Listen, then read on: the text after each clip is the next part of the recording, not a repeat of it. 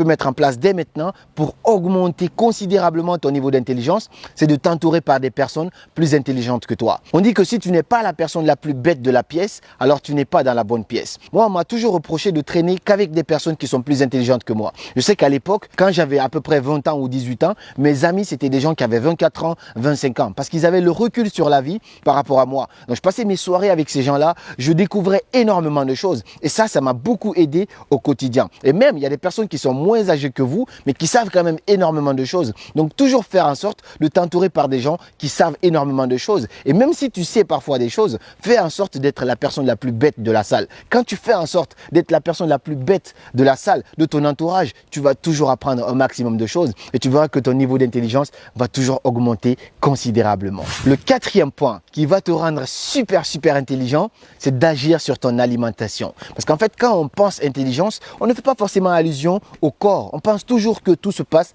dans le cerveau, alors que pas du tout. C'est comme si je prenais cette plante. Je sais que si les fondations de cette plante sont bien, alors cette plante, elle aura de l'avenir. Mais si les fondations sont pourries, alors cette plante, elle n'ira absolument nulle part. Et c'est exactement pareil aussi pour le cerveau. C'est-à-dire ce que tu mets en bas influence positivement ou négativement ton cerveau. Manger des aliments comme des amandes, des noix, des poissons riches en lipides, indispensables pour le bon fonctionnement du cerveau, sont très nécessaires. Par exemple, les amandes, on sait en plus que c'est bon pour la santé. Et le cinquième point qui va te rendre super intelligent, c'est d'apprendre à te taire.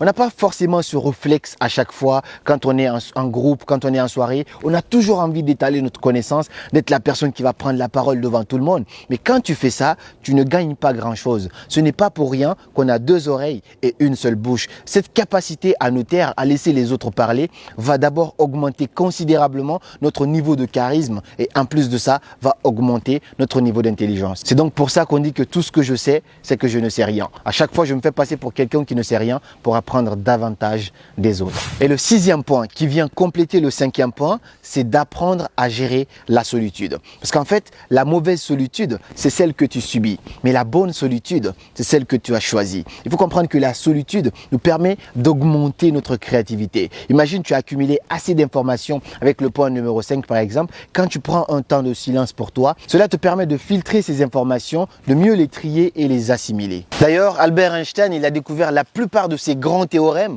qui ont révolutionné le monde de la physique en se baladant dans la forêt. Et le septième point, la septième habitude que tu peux commencer à mettre en place pour devenir super intelligent, ça a été prouvé scientifiquement que c'est d'écrire.